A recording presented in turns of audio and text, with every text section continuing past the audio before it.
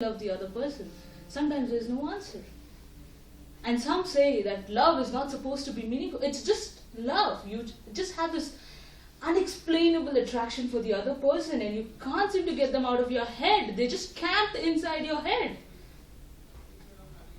Toastmaster of the day, fellow Toastmasters and my dear guests. Today we are going to talk about what causes love. After 2000 years, we are finally able to answer the magical feeling, the obsession that is love. There were a group of scientists who did a very, very interesting experiment. So they had a total of 37 people, and these were varied people at different walks of life with different emotions. So out of which 15 of them were deeply in love.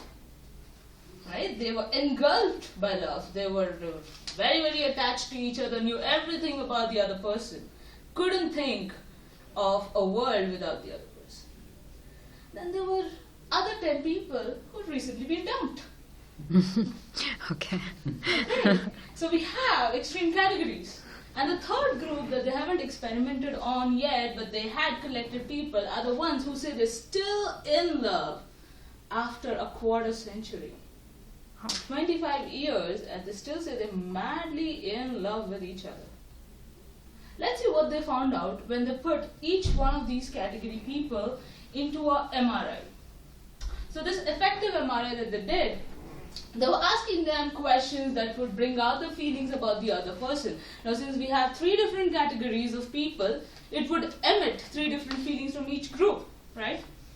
What we came to know after first experiment, which is the group that are deeply in love, is there's one particular part of the brain which is at the very bottom.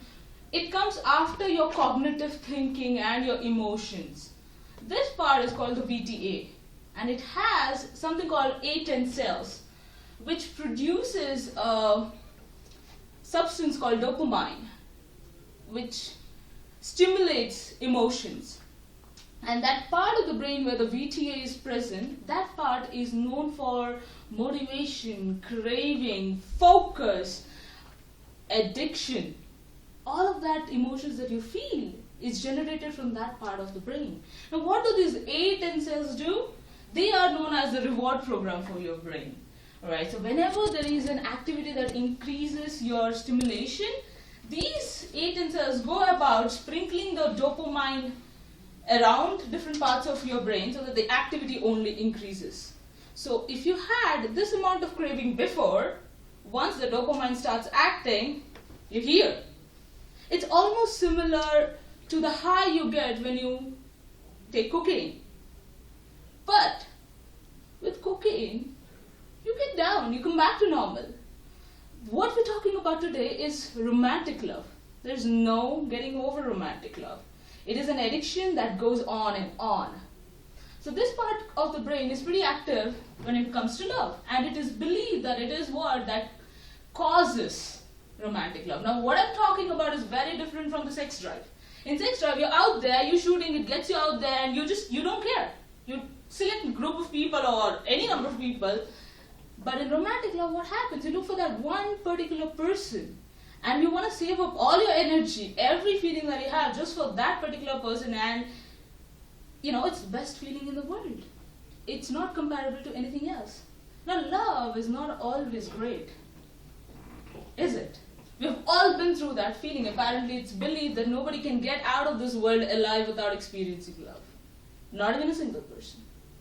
Anthropologists all over the world have done experiments. They've come in contact with several societies, and they have discovered 170 societies which have love as part of it. But they've not yet discovered a single society which has not experienced love. So no matter how ancient you go back, you would find that love is there. People have experienced these feelings. Now let's come to the contrary. Group number 2, people who have just been dumped. Okay, so what we thought when the scientists did the experiment is maybe some other part of the brain is going to go active, because in love you're just thinking about the person and you are totally mesmerized. You're detached from reality because whatever you see in that person is good, right? But when you have been dumped, what do you want to do? all want to do is not think about that person, right?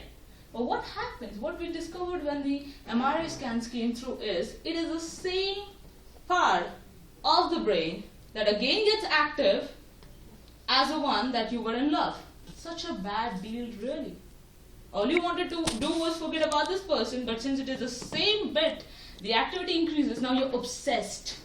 Maybe it'll explain a little bit of what Rashmi was talking about, why we cannot stop thinking about things that we can't get. And you always have this feeling, right after you've been dumped, you suddenly realize the value of that person, don't you? It's those hormones acting up, right? It is the obsession. And what happens when it goes to an extreme level? People kill, people go mad, people cheat, right? Then there's a third kind, and we still haven't got the results from that experiment, so we don't know why they're still in love after 25 years. But then it gets me to thinking, if it is the activity there, then what is it that really is causing it? Apparently love exists in us. As I said, 170 societies, right? From the beginning of time, it's been there, it will be there. So love exists in us. The only thing we need to take care of is understand each other. Right? With that, I'll end my speech. Thank you. Over to the Toastmaster. Thank you. And she has taken us on a